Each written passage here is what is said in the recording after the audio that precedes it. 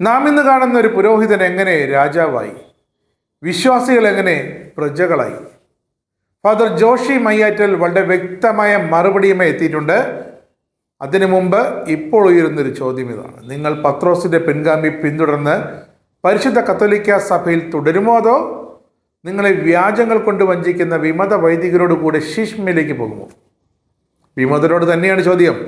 ജനാഭിമുഖ കുർബാന കൊണ്ട് നിങ്ങൾ എന്ത് നേടും വിമതരെ?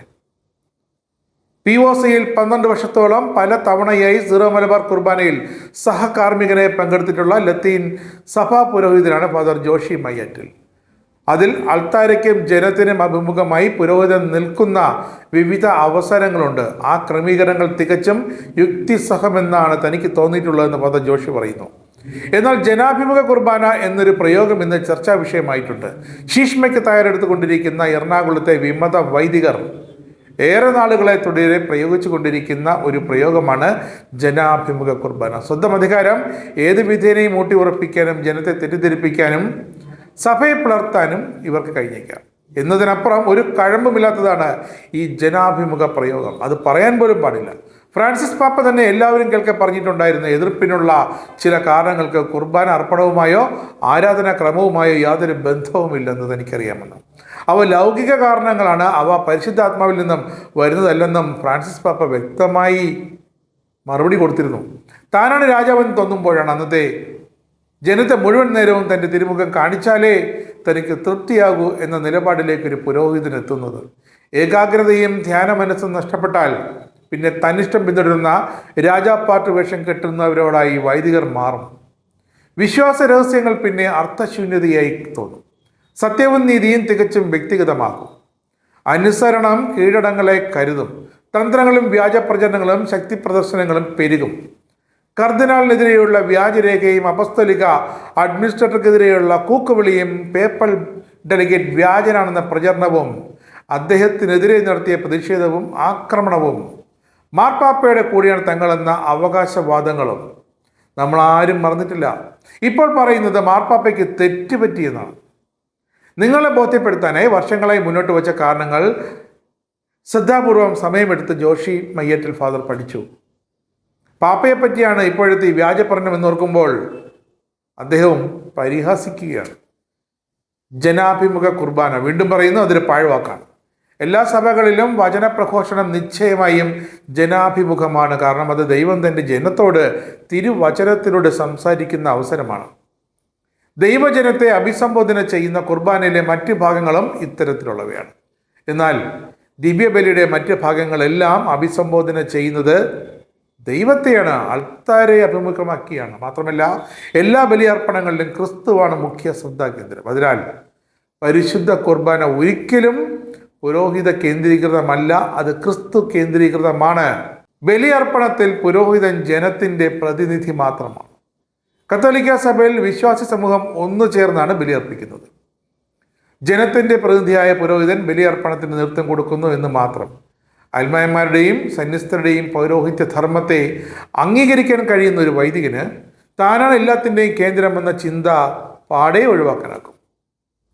ക്രിസ്തുവിനെ ധ്യാനിച്ച് തന്നെയാണ് പുരോഹിതനും ജനവും ബലിയർപ്പിക്കുന്നത്. അല്ലാതെ പുരോഹിതനെ ജനം കണ്ട് ആസ്വദിച്ചോ ജനത്തെ പുരോഹിതൻ നോക്കിക്കണ്ട് ആസ്വദിച്ചോ അല്ല.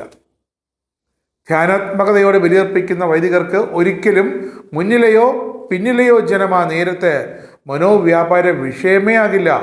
അവരെ കാഴ്ചവയ്പ്പിലൂടെയും കാറോസൂസയിലൂടെയും കർത്താവിന് സമർപ്പിക്കുന്നതിനപ്പുറം പുരോഹിതന് എന്താണ് അപ്പോൾ ചെയ്യാനുള്ളത്? എന്നാൽ ധ്യാനാത്മക മനസ്സ് നഷ്ടപ്പെട്ടാൽ പിന്നെ കുർബാന വെറുമൊരു നാടകം ആയി അധപതിക്കും. അവിടെ ജനാഭിമുഖം മുഖ്യ വിഷയമാകും. അതാണിപ്പോൾ ഒരു വിഭാഗത്തിന് സംഭവിക്കുന്നത്.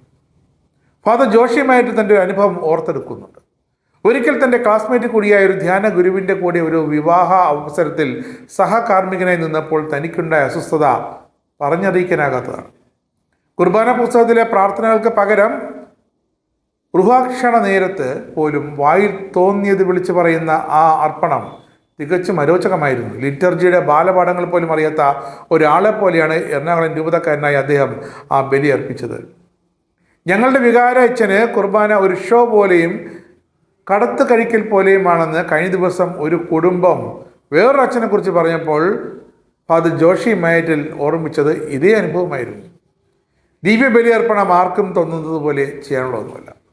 പ്രബോധന അധികാരമുള്ള മെത്രാന്മാരുടെ സമിതി അംഗീകരിച്ച പ്രാർത്ഥനകളും രീതികളും അത് പൂർണ്ണമായും പിന്തുടരാൻ ഏവർക്കും കടമയുണ്ട്, ഉത്തരവാദിത്തമുണ്ട്, ബാധ്യതയുണ്ട്. കാരണം ആരാധനാക്രമം ദൈവശാസ്ത്രം പ്രകാശിപ്പിക്കുന്നുണ്ട്. വ്യക്തിഗതമായ പ്രാർത്ഥനകൾ ലിറ്റർജിയിൽ കൂട്ടിക്കലർത്തിയാൽ പാഷാണ്ഡതകൾ എന്നറിയപ്പെടുന്ന വിശ്വാസ വിരുദ്ധ ആശയങ്ങൾ പ്രചരിക്കാനിടയാകും. സഭയിൽ അത്തരം അനുഭവങ്ങൾ ഏറെ ഉണ്ടായിട്ടുള്ളതിനാലാണ് ആരാധനാക്രമ സംബന്ധിയായ ചിട്ടകളും നിഷ്കർഷകളും നിലവിലുള്ളത്. അതിനാൽ സീറോ മലബാർ സഭയിൽ പ്രബോധനാധികാരമുള്ള മെത്രാൻ സിനഡ് ഔദ്യോഗികമായി അംഗീകരിച്ചിട്ടുള്ള ആരാധനാക്രമം സമ്പൂർണ്ണമായി പാലിക്കാൻ ആ സഭയിലെ വൈദികർ ഏത് രൂപത്തിൽപ്പെട്ടവരായാലും ബാധ്യസ്ഥരാണ്. കൂട്ടായ്മയ്ക്കായി വിട്ടുവീഴ്ചകൾ അനിവാര്യമാണ്. സ്വന്തം സഭയിലെ 2 തരം ആരാധനാക്രമ രീതികൾ സഭയുടെ കെട്ടുറപ്പിനെ തന്നെ ഗുരുതരമായി ബാധിക്കുന്നു എന്ന തിരിച്ചറിവിലാണ് സീറോ മലബാർ സിനഡ് കഴിഞ്ഞ സഹസ്രാബ്ദത്തിൻ്റെ അന്ത്യവർഷങ്ങളിൽ ഏകീകൃത കുർബാനയ്ക്ക് വേണ്ടിയുള്ള ശ്രമങ്ങൾ ആരംഭിച്ചത്. 2 വിഭാഗവും കൽദായ രീതി ആദ്യം പിന്തുടർന്നിരുന്ന രൂപതകളും എറണാകുളം രീതി പിന്തുടർന്ന രൂപതകളും വിട്ടുവീഴ്ച നടത്തണമെന്ന് തീരുമാനമായി. അങ്ങനെയാണ് 50-50 എന്ന ഫോർമുല ഭൂരിപക്ഷ തീരുമാനത്തോടെ നടപ്പിലായത്. ഇത് പക്ഷേ എറണാകുളം അതിരൂപതയിലെ വൈദികർക്ക് മാത്രം ഇതുവരെയും സ്വീകാര്യമായിട്ടില്ല. അവർക്കത് മനസ്സിലായിട്ടില്ല എന്നേ തോന്നുന്നു. അവിടെയും ചെറുതല്ലാത്തൊരു ഗണം വൈദികർ ഔദ്യോഗിക കുർബാന അർപ്പിക്കാൻ താല്പര്യപ്പെടുന്നവരാണ്. അതാണ് സത്യം. ബഹളത്തിനോ ആക്രോശത്തിനോ ആക്രമണത്തിനോ മുതിരാതെ സാത്വികരാണെന്നതിനാൽ അവരാരും തന്നെ മാധ്യമങ്ങളിലൊന്നും വരുന്നില്ല. മറ്റു ചില രൂപതകളിലെ വൈദികരും എറണാകുളം കുർബാന രീതി ആഗ്രഹിക്കുന്നവരാണെങ്കിലും സഭാബോധമുള്ളതിനാലും തിരുപ്പട്ട ദിനത്തിൽ തങ്ങൾ നടത്തിയ വാഗ്ദാനങ്ങൾ ഓർമ്മയുള്ളതിനാലും അവർ സഭയുടെ ഏകീകൃത രീതി അംഗീകരിക്കുകയാണ്. അതാണ് രീതി. വിശ്വാസ സമൂഹം ക്രിസ്തുവിൻ്റെ ബലി ഓർമ്മയ്ക്ക് അർപ്പിക്കുന്നത് പിതാവിനാണ്. അതിനാൽ തന്നെ എല്ലാ ബലി അർപ്പണവും കർത്തൃ അഭിമുഖമാണ്. ഈ അർത്ഥത്തിൽ ലത്തീൻ അഥവാ റോമൻ കത്തോലിക്ക ആരാധനാക്രമം ജനാഭിമുഖമല്ല.